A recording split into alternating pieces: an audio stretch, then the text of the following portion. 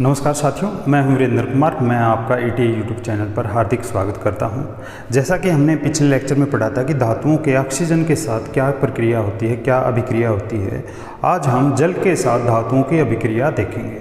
तो आइए शुरू करते हैं।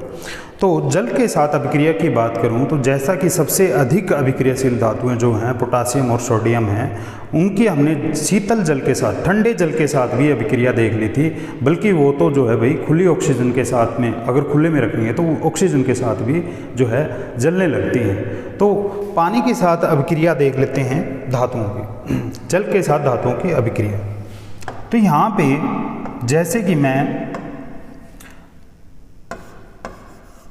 पोटासियम की बात करूं, जल के साथ, शीतल जल के साथ, ठंडे जल के साथ जो अभिक्रिया करती है, तो ये हमने पता है क्या बनाते हैं भाई, पोटासियम हाइड्रोक्साइड बनाते हैं।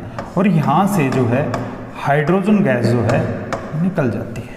ठीक है, तो इसको हम बैलेंस भी कर लेते हैं। तो यहाँ पे हम, ठीक है, यहाँ पे 2, ठीक है, तो यहाँ पे 2 थे, तो यहाँ पे मैं क्या कर लेता हूँ, 2 से इसको मल्टीप्लाई कर लेता हूँ। देख लेते हैं। तो यहाँ पे पोटासियम के जो मॉलिक्यूल हैं 2 हैं, यहाँ पे पोटासियम 2 हैं, ठीक है। फिर देख लेते हैं वाटर 4 हैं, यहाँ पे 2 ये और 2 ये, 4 हो गए। ऑक्सीजन यहाँ पे 2 हैं, यहाँ पे भी 2 हैं। तो ये समीकरण हमारी जो है संतुलित भी हो गई है, बैलेंस भी हो गई है। अब यहाँ हमने क्या पढ़ा था भाई, सोडियम के साथ भी हमने देखा था, सोडियम की वाटर के साथ जो है अभिक्रिया करवाएंगे तो ये भी भाई जलने लगता है। तो यहाँ पे जलने लगता है तो ये भी हमारा सोडियम हाइड्रोक्साइड बनाएगा और यहाँ से भी क्या, हाइड्रोजन गैस जो है निकल जाएगी। तो इस प्रक्रिया में ये जो हाइड्रोजन गैस है जो यहाँ से निकलती है, ये भाई तत्काल ही जलने लगती है, उसी समय तत्काल ही जलने लगती है, जलने लगती है। तो हमें पता है भाई ये तो बिल्कुल खुले में रखने पे भी जो है हवा के साथ भी जो है रिएक्शन करके जलने लगते हैं। तो शीतल जल के साथ भी इन्होंने क्या किया, जलने लग गए। तो लास्ट लेक्चर में भी पढ़ा था, बार बार हम इनका जिक्र कर रहे हैं, इनको हम केरोसिन ऑयल में रखते हैं, पोटासियम और सोडियम को। ठीक है, तो ये हमने देख ली। यहाँ से जो है अत्यंत अधिक मात्रा में ऊष्मा निकलती है, इस कारण इनको जो है ऊष्मा से भी क्रियाएं कहते हैं, एक्सोथर्मिक केमिकल रिएक्शन बोलते हैं। ठीक है, उसके बाद जो देखेंगे हम कैल्शियम को ले लेते हैं। क्या ले लेते हैं, कैल्शियम की। इनको हम पानी के साथ क्या है, इसकी रिएक्शन करवाते हैं। तो यहाँ से हमें क्या मिल जाएगा, कैल्शियम हाइड्रोक्साइड मिल जाएगा। क्या मिल जाएगा, कैल्शियम हाइड्रोक्साइड। और यहाँ से हाइड्रोजन गैस जो है निकल जाएगी। ठीक है, ओके। तो ये तो हमने जो है अपने पिछले वाले लेक्चर में पढ़ा था। ये क्या है, ये तो भाई हमारा क्या है, बुझा हुआ चूना है, बुझा हुआ चूना है। ठीक है, तो इसने जो है कैल्शियम हाइड्रोक्साइड बनाया और जो हाइड्रोजन गैस यहाँ से निकल गई। लेकिन जितनी तेज़ी से हमारे जो सोडियम और पोटासियम पानी के साथ रिएक्शन कर रहे थे, ये उतनी तेज़ी से नहीं कर रहा है। रिएक्शन तो कर रहा है और यहाँ से ऊष्मा भी निकलती है। क्या है, ऊष्मा भी निकल रही है। तो ऊष्मा सेपी रासायनिक अभिक्रिया है ये। ठीक है, ओके। तो इसमें क्या फ़र्क है, तो यहाँ पे हम देखेंगे इसका डिफरेंस क्या है। ये यहाँ से जो कैल्शियम है, ये जो है हमारे पानी के जो मॉलिक्यूल हैं उनके साथ, पानी के साथ जो है चिपक जाते हैं, पानी के साथ चिपक जाते हैं। तो ये क्या है, तैरने लगता है, तैरने लगता है।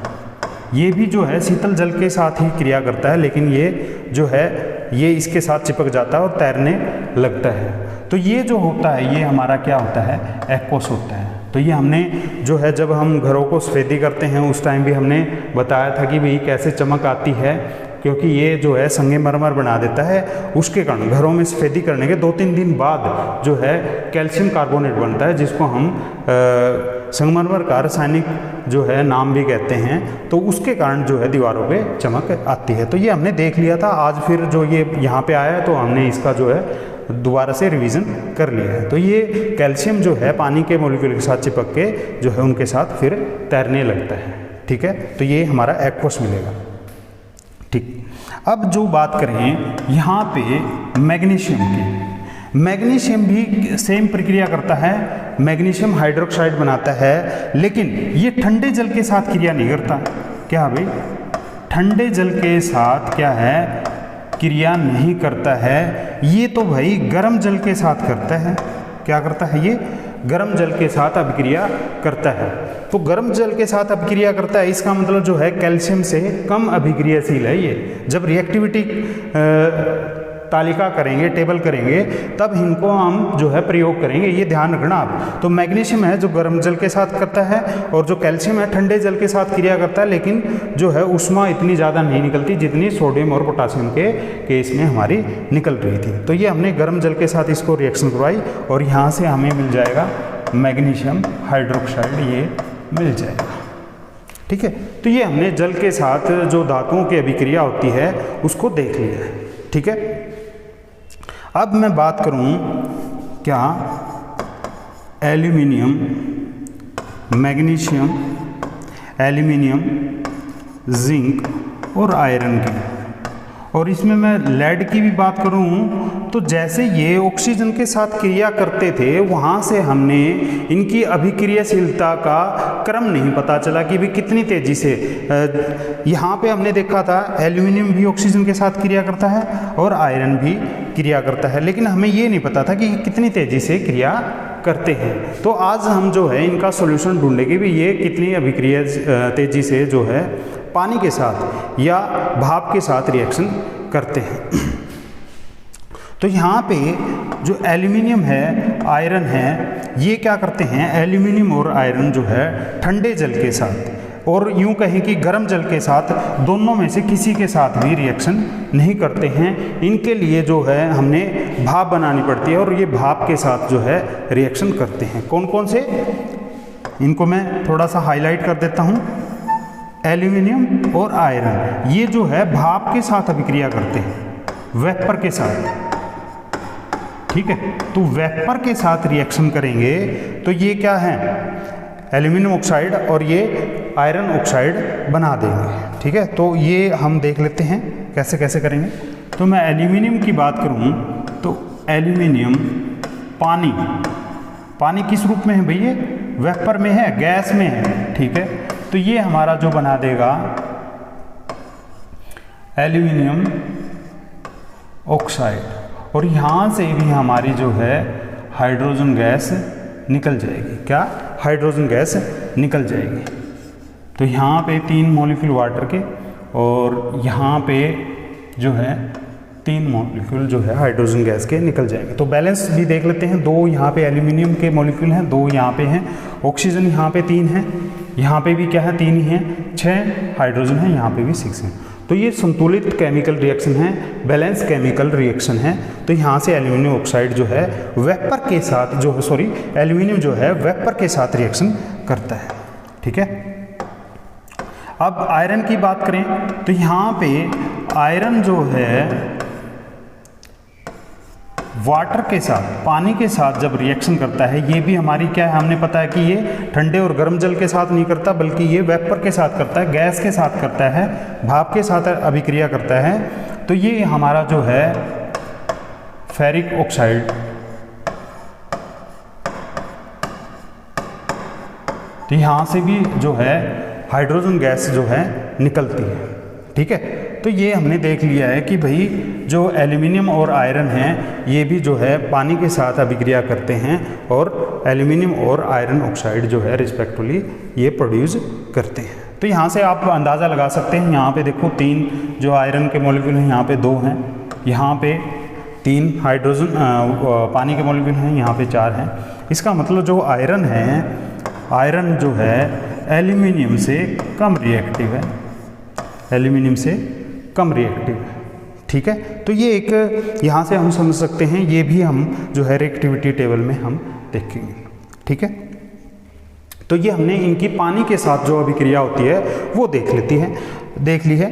अब जो है, अब हम इनकी धातुओं की अम्लों के साथ कैसे रिएक्शन करते हैं ये भी देख लेंगे। कोई भी चीज़ आपने रटनी नहीं है, बिल्कुल चाहे बैलेंस करना है चाहे कोई रिएक्शन करनी है, वो बिल्कुल हम एक अच्छे तरीके से उनको समझ के, आपने रटना नहीं है, समझ के रटोगे तो ज़्यादा समय तक आपके याद रहेगा।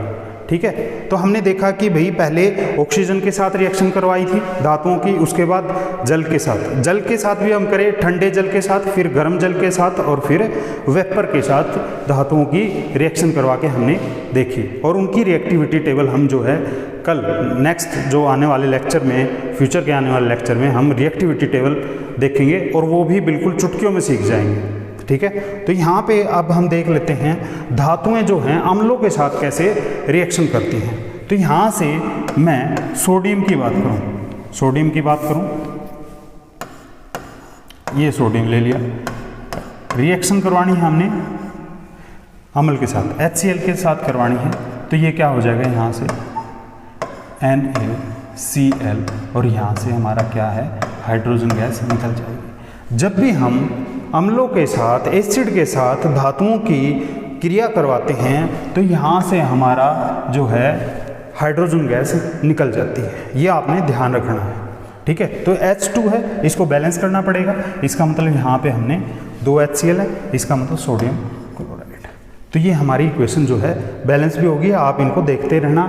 अगर आपने नहीं देखा है तो हमारा जो पहला लेक्चर है जिसमें हमने रासायनिक अभिक्रियाओं के बारे में बताया है, वो लेक्चर आप जरूर देखना, तो सारी चीज़ें बिल्कुल आपको चुटकियों में याद हो जाएंगी। ठीक है, तो ये हमने देखा एसिड के साथ जो है धातुओं की अभिक्रिया कैसे होती है। तो यहाँ से हमें ये साल्ट मिल जाता है, यहाँ पे लवण साल्ट मिल जाता है। ठीक है, ये एक्वस में है और यहाँ से हमें हाइड्रोजन गैस जो है मिल जाती है, ये निकल जाती है। उसके बाद हम देखेंगे कि भाई जो हमने क्या देखा था कि मैग्नीशियम, एल्यूमिनियम, जिंक और आयरन, ये जो सीरीज़ है भाई इसको आप याद रखना, ये बहुत बार जो है पेपरों में पूछी जाती है, काफ़ी बार आ चुकी है, इंपॉर्टेंट सीरीज़ है। आज हमने देखना है कि ये जो है यहाँ पे मैग्नीशियम है, तो ये मैग्नीशियम, एल्यूमिनियम, जिंक और आयरन है, ये कैसे कैसे जो है ऐसे इंक्रीजिंग ऑर्डर में कैसे है। तो हमने देख लिया एल्यूमिनियम तो हमने जिंक आयरन से ज़्यादा एक्टिव है। तो यहाँ पे जब HCl में एल्यूमिनियम, मैग्नीशियम, जिंक और आयरन की, ठीक है, इन चारों की हाइड्रोक्लोरिक अम्ल के साथ जब आप रिएक्शन करवाओगे तो यहाँ पे सबसे ज़्यादा अभिक्रियाशील जो है मैग्नीशियम होगा। जब रिएक्शन करवाएंगे तो यहाँ पे जो है एयर बबल सबसे ज़्यादा होंगे, क्या होंगे, एयर बबल सबसे ज़्यादा होंगे, और एल्यूमिनियम में जो है एयर बबल कम होंगे। यहाँ पे जिंक की बात करूँ तो जिंक में भी कम होंगे और आयरन में सबसे कम होंगे। तो ये हमारी जो है वहाँ से रिएक्टिविटी जो इनकी है वो हमने देख ली कि भी इंक्रीजिंग ऑर्डर कैसे है और डिक्रीजिंग ऑर्डर भी हम निकाल सकते हैं। तो यहाँ से अब हमने क्या देखना है कि भाई यहाँ पे एक्सेप्शन भी हैं, क्या, मैग्नीशियम और मैग्नीज, क्या, मैग्नीशियम और मैग्नीज कैसे हैं, ये अपवाद कैसे हैं, ये HNO3 नाइट्रिक एसिड के साथ रिएक्शन करते हैं ये, लेकिन बाकी जो धातुएं हैं, बाकी इन दोनों को छोड़ के बाकी जो धातुएं हैं इसके साथ अभिक्रिया नहीं करती हैं, नाइट्रिक एसिड के साथ अभिक्रिया नहीं करती हैं। और यहाँ पे अगर मैं ये बिल्कुल तनु का मतलब जो है थोड़ा सा पतला जो है HNO3 लूँ तो ये उसके साथ भी जो है क्या है, अभिक्रिया नहीं करती हैं बाकी धातुएं। लेकिन मैग्नीशियम और मैग्नीज इस HNO3 नाइट्रिक एसिड के साथ केमिकल रिएक्शन करती हैं और यहाँ से हाइड्रोजन गैस क्या है, निकल जाती है, क्या है, यहाँ से हाइड्रोजन गैस निकल जाती है। अब क्वेश्चन ये बनता है कि ये दूसरी जो धातुएं हैं इनके साथ रिएक्शन HCl के HNO3 के नाइट्रिक एसिड के साथ रिएक्शन क्यों नहीं करती। तो इसका क्या रीज़न है, HNO3 अगर इसकी दूसरी धातुओं को, किसको, मैग्नीशियम और मैग्नीज को छोड़ के बाकी धातुएं क्या करती हैं, ये जो क्या है एक प्रबल ऑक्सीकारक है, प्रबल ऑक्सीकारक है, क्या है ये प्रबल ऑक्सीकारक है। और जो अदर धातुएं होती हैं, अदर मेटल होती हैं, वो इसके साथ जो हाइड्रोजन गैस यहाँ से निकलेगी उसके साथ रिएक्शन करके क्या दे देगी, हमें पानी बना देगी भाई उसी टाइम। ठीक है, तो ये स्ट्रॉन्ग ऑक्सीडाइजर है। और ये खुद जो है क्या, N2O nitrous oxide, nitrogen dioxide और नाइट्रोजन ऑक्साइड, इनमें बदल जाता है। और ये तो हमने देखा था, ये तो क्या है हमारी लाफिंग गैस है, नाइट्रस ऑक्साइड, ये क्या है हमारी लाफिंग गैस है। तो हमने जो है जो पीछे जो काम किया है उनको बार बार रिवाइज कैसे करना है, इस तरह से करना है कि हम जब भी करते हैं तो ये हम देखेंगे कि पहले कहाँ किया हुआ है।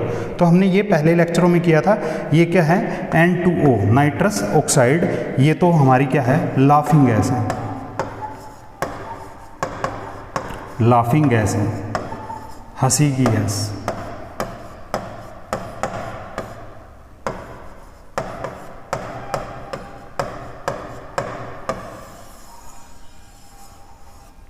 हंसी की गैस है। ठीक है, तो ये हमने देखा कि भाई HNO3 नाइट्रिक एसिड के साथ मैग्नीशियम और मैग्नीज, ये इनके साथ रिएक्शन करते हैं और हाइड्रोजन गैस क्या है निकाल देते हैं। इसका मतलब ये क्या है, ज़्यादा अभिक्रियाशील है। तो ये इसका मतलब क्या है, मैग्नीशियम जो है अदर किस से, एल्यूमिनियम एल्यूमिनियम और जिंक और आयरन से ज़्यादा अभिक्रियाशील धातु है। ठीक है, मैग्नीशियम, एल्यूमिनियम, आयरन और जिंक से ज़्यादा अभिक्रियाशील धातु है। ठीक है, ये हम बात करें तो जो कॉपर है वो HCl के साथ बिल्कुल भी अभिक्रिया नहीं करता है। ये HCl के साथ कोई अभिक्रिया नहीं करता है, अभिक्रिया नहीं करता है। क्या, HCl के साथ ये कोई अभिक्रिया नहीं करता है। तो इस तरह से आज के लेक्चर में हमने देखा कि भाई धातुएं जो हैं पानी के साथ, ठंडे पानी के साथ, बिल्कुल ठंडे पानी के साथ, फिर उसके बाद जो है नॉर्मल पानी के साथ, गर्म पानी के साथ, और जो वाष्प हैं हमारी, वेपर हैं, उनके साथ कैसे अभिक्रिया करते हैं जो धातुएं। उसके बाद हमने एसिड के साथ, अम्लों के साथ इनकी रासायनिक अभिक्रियाएं देखी और देखा कि भाई हर बार जो है ये हाइड्रोजन गैस निकालते हैं। तो हमने जो है इनकी रिएक्टिविटी टेबल जो बनेगी उस पे जो है ये सारी चीज़ें जो हैं वहाँ पे हमारे काम आएंगी। तो ये चीज़ जो है इस लेक्चर को आपने बिल्कुल ध्यान से देखना है। ठीक है, तो आज के लिए इतना ही। नेक्स्ट लेक्चर में रिएक्टिविटी टेबल के साथ बिल्कुल जो है एक नया कंसेप्ट लेके आसान तरीके से बिल्कुल आप चुटकियों में समझ जाएंगे। तो आज के लिए इतना ही, नेक्स्ट लेक्चर में फिर मिलेंगे, तब तक के लिए धन्यवाद।